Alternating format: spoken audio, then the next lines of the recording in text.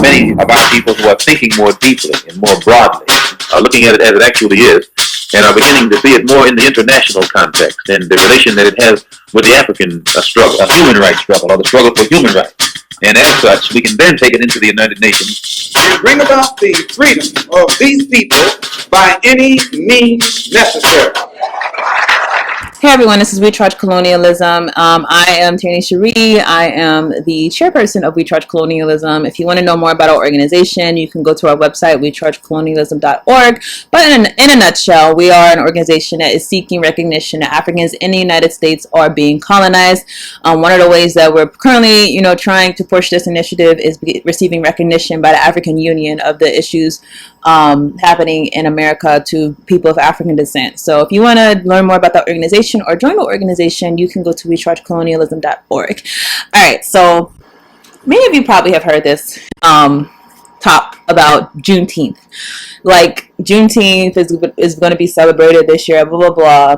And a lot of employers actually did celebrate Juneteenth this year. A lot of them allowed people to take the day off and said, oh, we're going to celebrate this holiday, blah, blah, blah. Now there's a push to make Juneteenth a national holiday. I noticed Pharrell, he was trying to push the issue in Virginia. A lot of people, different states, are saying they're going to commit to doing this. This, of course, is in the wake of the George Floyd protests. This is in the wake of violent protests that, people act like peaceful protest moves things, but I've only seen the institutions respond to violent protests. I've only seen them respond whenever the people are no longer afraid of the police, when they're no longer afraid of the consequences of destroying property. That's when it seems to be more of a response, and that's really what happened in this situation. The question I like to pose is, why do we have such an affinity for symbolism? Like, is this going to be the victory that you guys fought for whenever you were out fighting for, George Floyd, for trying to be heard for George Floyd whenever you were out in the streets? Is this going to be the victory that we get to claim? Okay, the recognition that slavery was abolished gets to be a national holiday. And, for me, I've always looked at Juneteenth more as a holiday for us, because we can't celebrate our freedom on the 4th of July. That was not our freedom. We cannot celebrate independence from anything on the 4th of July, because on the 4th of July, our people were still living on plantations. We're still being dependent on a slave master who exercised authority over them, would not allow them to own anything, would not allow them to have their own livelihood, essentially made them into not just a second-class citizen, but made them into a child with no rights, with no humanity. That is what we had to go through when other people were celebrating independence from Britain. So the crazy thing is that people are suddenly excited. And I think it's, the wrong people, clearly. When I say the wrong people, I mean there's a certain segment of the Black community that all they want is white affirmation. They feel good when white people are celebrating them. It titillates their senses whenever they see that white people accept them. Whenever they feel like, oh, my boss affirmed me. Thank you very much. Like, there's people who actually feel good about that. Me personally, I don't. I don't care what you celebrate. Trump can celebrate Juneteenth. Him and Melania, they can make a Juneteenth Christmas tree or whatever and light it up and say, oh, we feel really bad about slavery. Y'all can do all of that.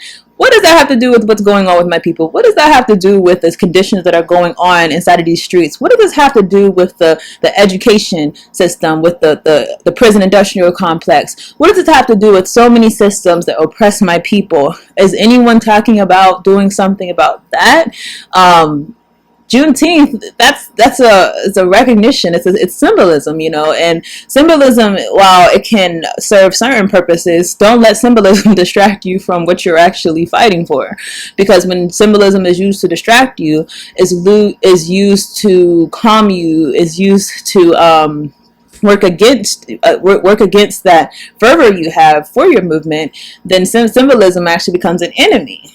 So, for example, the idea that a Black president, the conception of it sounds great, right? Okay, a Black person in a White House. Well, we had that. What changed? Nothing. What do we get? Nothing. All we got was a picture of Obama that said 44. That's it. we didn't have any policy changes.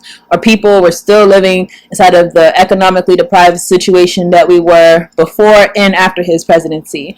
Symbolism did nothing for us. Symbolism has never done nothing for us. Martin Luther King has a holiday.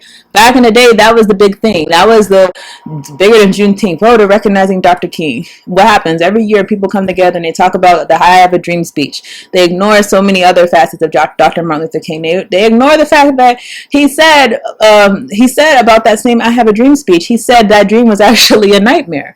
We ignore that and we talk about I Have a Dream. We talk about these integrationist concepts. We talk about things that are not of a threat to the power system. That is what we do on Martin Luther King Day. What has that done for us? Nothing. I would say that when you look at Martin Luther King Day and the fact that it hasn't done anything for us and it hasn't actualized anything for us, that day has been used as a tool against us. And the same thing is just going to happen with Juneteenth. The same thing is going to happen if they put Harriet Tubman on the $20 bill. The same thing is going to happen over and over again. Every single time we see a new article come out say, oh, it's the first black so-and-so to graduate with this from Harvard. That's a distraction.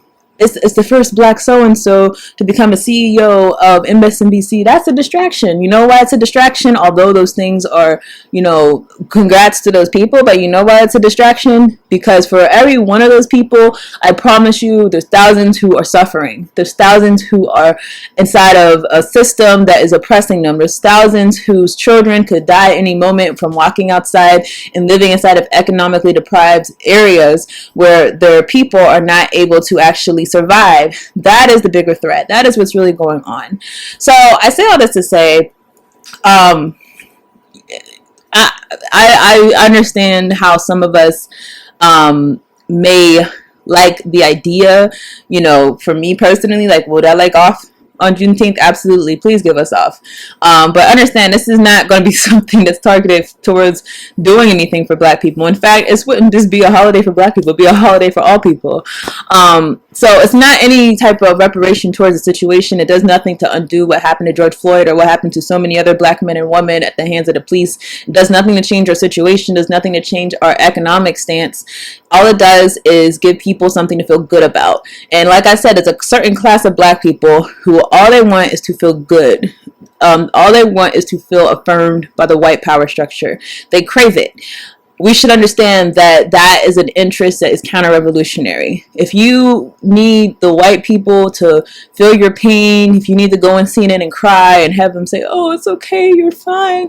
If that's what's going to make you feel good, if that's the interest that you're trying to seek, then your interests are counter-revolutionary and are against the black revolution. The black revolution being true freedom, true liberation, not something that's just going to put a band-aid on something, not something that's just going to make you feel good in a moment, something that's going to actualize change. And if you're not trying to actualize change, then you are working contrary to the interest of our people.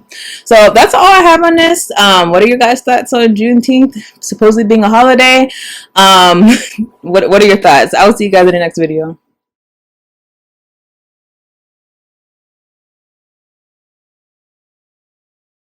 The Justice Bank. So what is the Justice Bank? I've talked before about the fact that we were trying to do a bail project, but we ended up deciding to do a mutual aid fund. The Justice Bank initiative will essentially take members, and if you would pay a very low monthly membership fee. We're going to keep it low on purpose because we are servicing a people who are the most disenfranchised in this country, the most under attack, and it's not reasonable to expect that there's that someone could pay $30 a month, $50 a month, whenever you are of that group.